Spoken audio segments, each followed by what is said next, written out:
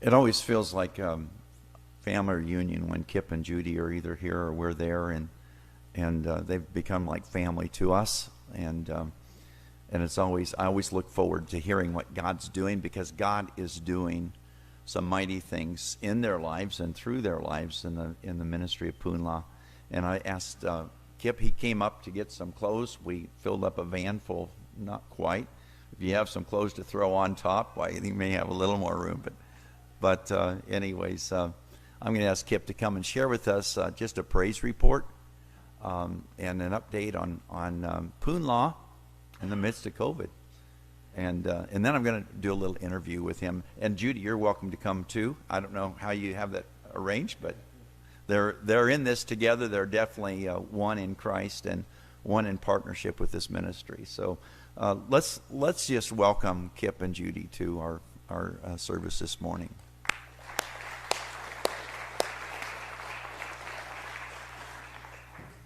Yeah, I really always appreciate the opportunity to come and share. I was just talking to my wife as we were driving over here from the Methodist church this morning.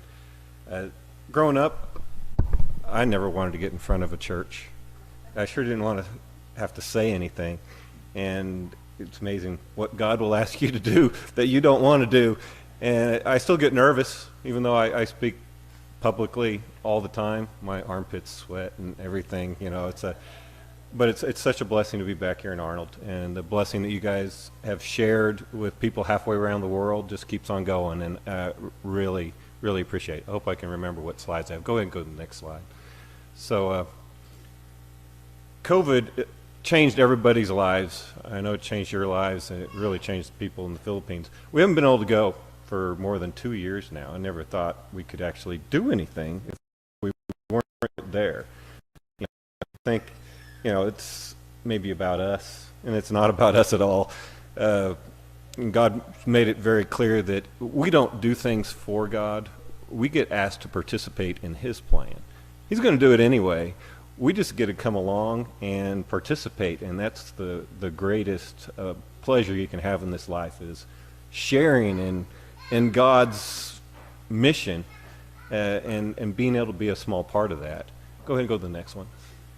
And crazy things happen when you just say yes. I was sick with COVID. I don't know how many of you knew that back in March. I was close to not being here today. And when I came out of that, you know, God's message to me was kind of a urging to try to reach people in a way that I can't, because I don't like getting in front and talking like this. So we started a media ministry. We're now on YouTube and website. I wrote a book. Me. You guys know me from growing up. I wrote a book. Go figure. It's really just miracle events that I've been blessed to witness, or some people in my family have been blessed to witness, not just as part of this charity, but mostly as part of this activity. So God will ask you to do crazy things. Go ahead and go to the next slide. So I think last year when I was here, I talked a little bit about the COVID aid we did. We're not an aid organization. Punla, we thought we were going to go do medical missions when we started this, and it kind of has morphed beyond that to things that are way out of my comfort zone, I can promise you that. But we're not an aid organization. But when COVID hit and people were not able to get food, they weren't able to get out of their homes, the people we work with, people we love, we became an aid organization. We started sending food. Go ahead and click through these next few slides. Just give you a taste of what that looked like. Over the course of April and May of last year, we helped bridge the gap for about 2,700 people, 670 families at 33 churches that we work with. It's amazing. God would have provided for them outside of us. I'm sure He would have. But to allow broken people like us to participate in the miracle God did for them was really an amazing thing. So we're not an aid organization. Go ahead and go to the next slide. I think I've mentioned before the extreme weather that the region experiences. This typhoon actually hit in April of this year. I was in the hospital and sick, and I didn't even know this happened. This typhoon, Sergei, go back just for a second. This was the strongest typhoon on record any place on the planet at any time when this picture was taken. It comes off of CNN. It ended up missing the red circle is the region we work in, but it just gives you an example. But last year, and go ahead and go to the next slide, in a 2-week period, they got hit by 5 of these storms. Midst of COVID, everybody's locked down, nobody can go out, and this area just gets hammered time and time again. Raleigh in the upper right was the strongest typhoon to ever make landfall when it did, about 252, 55 mile an hour winds sustained, wreaked havoc. But it was the 4th storm to hit the region in a few weeks, and then Ulysses came and just sat there and dumped feet of rain. And when I mean feet of rain, this kind of rain in a matter of days in an area that was already saturated. And you can imagine it wasn't a good picture. Go ahead to the next one. The yellow circle is where one of my students used to live. Ivy and her parents, the land in which the house used to sit on isn't even there anymore. And that's what they were facing. So again, God asked us to be an aid organization. We couldn't go to the Philippines, but the funds we would normally have used to travel there, we were able to repurpose and become an aid organization for whatever reason. So this is Pastor Jaime given a small check to just help them kind of get back on their feet, and you can see some food and supplies. So a little organization like us, help 15 families get their houses back. I mean, a house, it's really just a roof over their head, and 31 families food aid so they could bridge that gap. Mostly farmers. When these storms come through, they totally wreck their crops.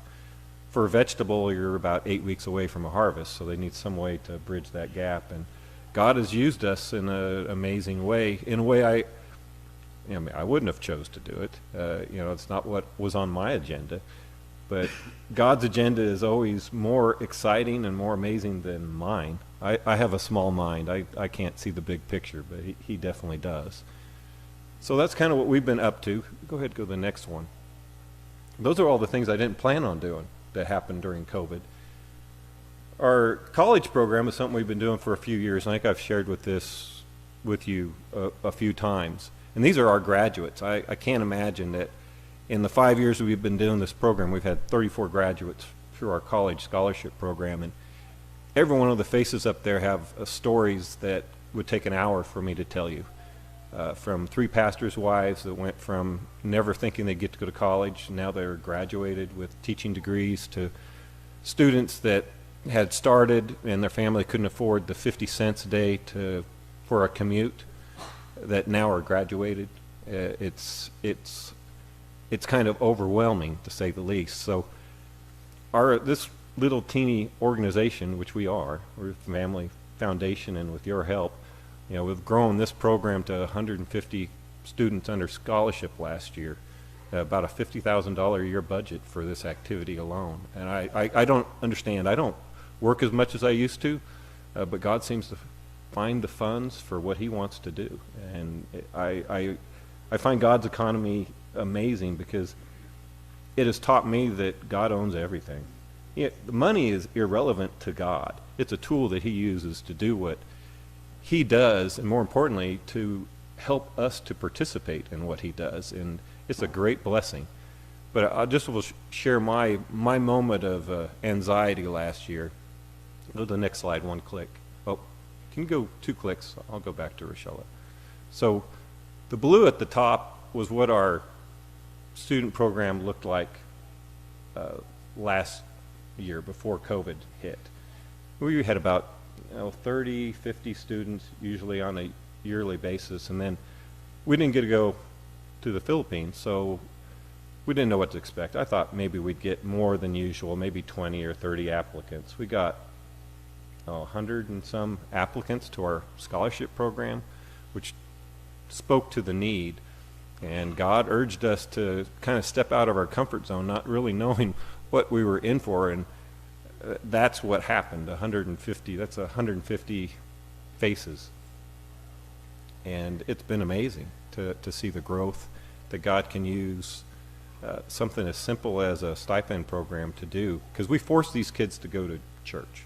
That's the language that they tell me, and they're so thankful for it. And we're not apologetic. If you want our stipend, you have to go to church. Go ahead and click back to Rochelle. I don't know if I can read that from there, but I don't know Rochelle. I've never met her face to face. She's one of about 80 students in our program right now that I've never met face to face. We always used to do face to face interviews before you could get into the program, so it's a very odd situation to be in. And Rochelle's case is not unique, but I liked the message she gave me, and I'll have to paraphrase it since I don't think I can read it. But she's one that told me that we forced her to go to church. And over the course of last semester, first semester, fall semester last year, she started messaging me how much she enjoyed going to church. And then it changed to, thank you for forcing me to go to church, to the point that she got baptized, I think, in January, and now her whole family goes to church with her. That's just a miracle story, considering where they were. And her family, one of her nephews or cousins got COVID in April. I was in the midst of my own health struggle, so I missed a lot of this. And I send them messages periodically. Now I do it via the internet, but she basically recited back a message that I'd sent her from Psalm 46, I think it was. And her cousin got COVID, and in the Philippines they lock you down. And when I mean lock you down, they barricaded their house and wouldn't let anybody leave. This is a very poor family. They didn't have any chances to stock up on supplies. They had no food. So for 2 weeks, no food, locked in your house, not knowing when the government was going to let you out. They were scared. And she relied on, on things that I'd shared with her to help her get through that. And this is her message to me. And basically she said, that the Punla message is not, or ministry is not about a program that gives us financial aid. It's about a program that helps us get a closer walk with God. And she was very thankful for that. And for me personally, considering what I had gone through this spring myself, it was great encouragement to me to know that God could use someone like me to make a difference in someone's life halfway around the world. And I've had the opportunity to do that so many times with so many kids. I mean, she actually credits me with bringing her to the Lord this year. And I'm me. If you guys remembered me growing up, you would never imagine such a thing. So I think that's the message. Go ahead and click a couple forward. We also ended up building a bunch of churches this year. Go figure. This is a property in San Ramon, Pastor Duca. We've been trying to get property and build him a church for 4 years, maybe. And God just seemed like it was a roadblock after roadblock, and the property was crazy expensive. And we'd looked at properties that were 500,000 pesos, that's about 10,000 US dollars, and we still couldn't get them.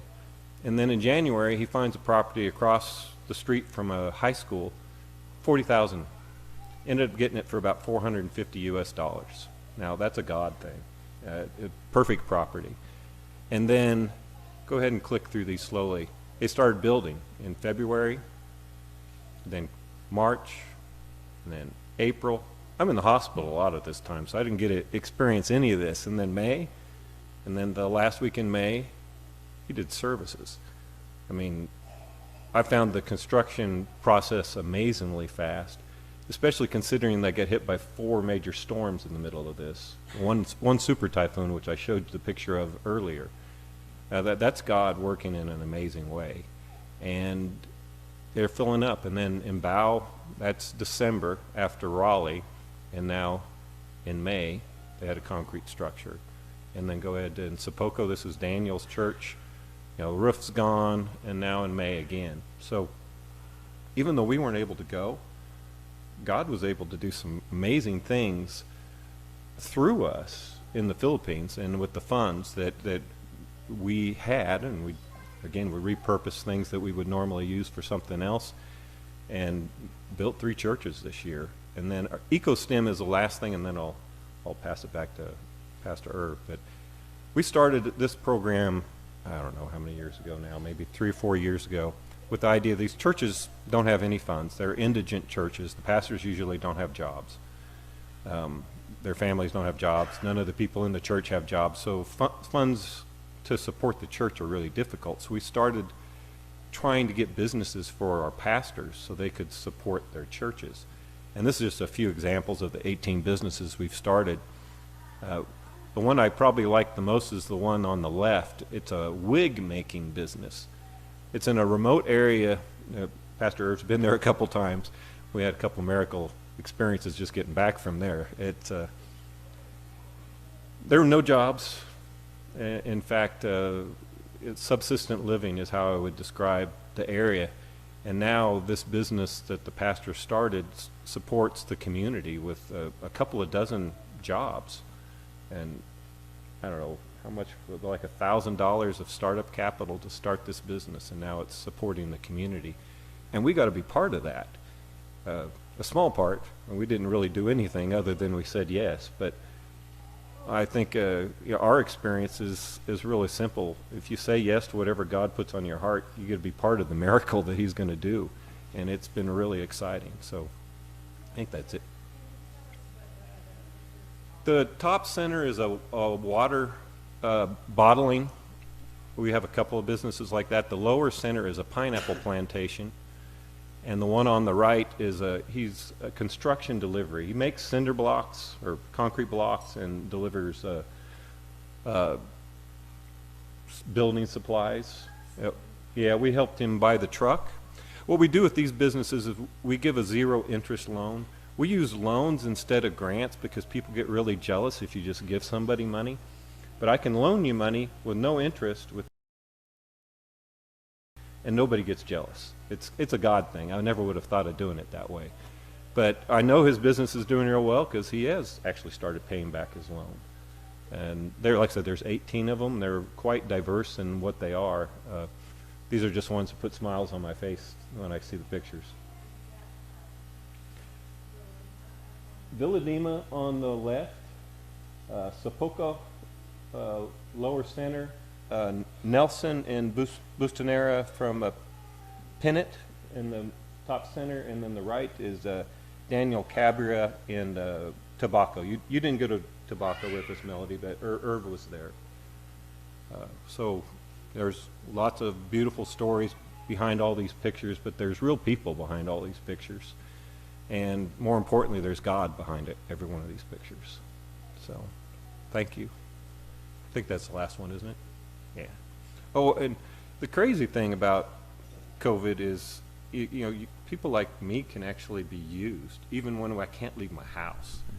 So I don't think you need to be frustrated because you're stuck at home or whatever might be the impediment. God's going to use that if you're just willing to say yes. I'm going to ask Judy to come up here too. I'm going to interview these guys. I had some questions I wanted to share some things with you. Kip, as you know, had very serious COVID. In fact, you thought you were going to die. Is that correct? Oh yeah, I was just waiting for the last breath. Okay, he was about as serious as you can get, and he came out of that and ended up going home one night. And ended up with kidney stones, and he wished he had died. Right? Is that I begged God to take me. I'm not kidding. It's pain beyond comprehension. So, and I talked to Judy via Messenger, and she was so thankful for all of this. Right, Judy? You were. And she said something. I don't know if you can remember what you said about your husband when he came home. He was different. Yeah, she said, I have a new husband. And she was thankful for what they'd gone through because of the miracle that took place in all of that. And so, Kip, in your own words, what What came out on the other side of it? Yeah, I love people. I would never have said that before. I was a follower of Christ, but the people were kind of inconvenient to that activity. But what I came out on the other side was God had a purpose for me. That's the reason I was still here. As plain as day, He told me. And I love people. And that arrogant edge that most of you know me best for was just gone. And it's so great. It's the best thing that can happen to you. So going forward, you talked just a little bit about being on the internet. Tell us a little bit about the coffee table and how we can share in that. Yeah, like I said, I don't even like being in front of groups, and God has put me in front of a camera. I think that was kind of His joke. You're not really in front of people. You're now on the internet. So we started the coffee table because urging from God to share, mostly about ourselves, but things that He's putting on our heart. So we now have a YouTube channel, similar to what Pastor Irv has. I've written a book, and it's just kind of letting God lead. And there's an urgency to this. I can't explain it, but God's given me an urgency to share. I don't know if it's how long I have on this earth or whether there's things coming our way that we need to be prepared for, but I want to be an encouragement to others to be a voice of truth in this world because it needs to be heard. Okay, very good. Judy, I sense that through all of this that God also did some changing in you, and I haven't talked to you about that. But can you tell me what you learned through this and how it affected you? Well, Yeah. actually, it was pretty hard when he was in the hospital. He was there for 7 days. I couldn't go and see him, but thank God we have internet, and I can talk to him even if he's really really grumpy that time. I'd give suggestions, and he would be like, okay, fine, whatever. But I know that God is not going to take him yet. I know that because I told God, it's like, well, if it's his time to go, it's like there's a lot of things that we need to do. And I can't do it by myself. So it's like, to do all these things, he needs to be alive. I said, I can raise the family by myself. That's it. I cannot do what Punla is doing in Philippines or what we're doing without him. So I was just I know that he's gonna stay. He's gonna make it. And through all this, we've learned how to depend on God and surrender everything to Him, to His plan, and all that. Okay. And it's an amazing thing when you don't have to worry about any of your circumstances or any of your problems and whatever you're doing. It's just do what God wants you to do, and He will take care of all whatever's going to happen next. All the other stuff. Okay. Do you have questions for these guys? I just have watched them grow through this in such a way that I wanted you to see that. I don't know if you can see it. I could see such a change, and now they've even taken on a new ministry, right? They have a mission field in their home. You want to tell us about that real quick? Yeah. Well, my wife signed us up for two exchange students, one from Japan and one from Taiwan. And I say she signed us up because she told me we were doing it. But they're non-Christians, so it's an opportunity to just share the things God shared with us in a way that we hope will make an impact on their lives and bring them to Christ. Okay. So that's the only motivation we have. I know it's going to be hard. People think at work, they think it's like, you have no other things to do in life. You add more stuff to your plate. It's like, you're crazy. But it's like, the only motivation, I told them, the only motivation we have is to share the love of God to these kids. I don't know, it's just I feel that it needs to be done. I mean, this are another two two more souls that won't hear God without us. All right. Any questions that you have before we go on? Do you have any hopes of being able to go back to the Philippines anytime soon? That's Probably a not. really tough question. I mean, right now, if we were to travel to the Philippines, it's like a 10-day quarantine when you first come into the country, and every major community you move through, they'll quarantine you again. So it's kind of impractical for us to take a 2-week trip and actually be in quarantine the whole time, and then get back on the plane and go home. So I don't know. God will open the door when it's right.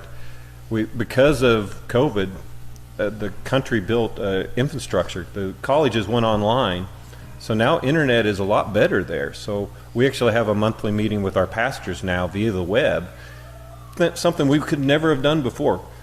COVID is the reason that happened. This catastrophe, God uses for amazing, positive things. I mean, so now we can actually do a lot of what we do without being on the ground in the Philippines. So, thank be to God. Speak to the fruitfulness in the churches that you've seen since COVID. The number of baptisms in these little, what I call them indigent churches, because they're very, very poor. People have been coming in huge numbers. We get pictures of baptisms in these churches almost every month. And I would guess they've easily doubled in size in the time we've worked with them, and COVID has been a facilitator of that. Again, God using what we see as a catastrophe in a really powerful way. Okay. Very good. Well, thank you. Thank you so much for coming and doing what you're doing and letting us have a small part in that. Well, it's not a small part. I want you guys to know, I hope you appreciate this guy. Because on the last mission trip, we wouldn't have come back alive without him. And I'm not kidding. It was one of those things, and he has been a rudder on our boat, kind of kept us pointed in the right direction.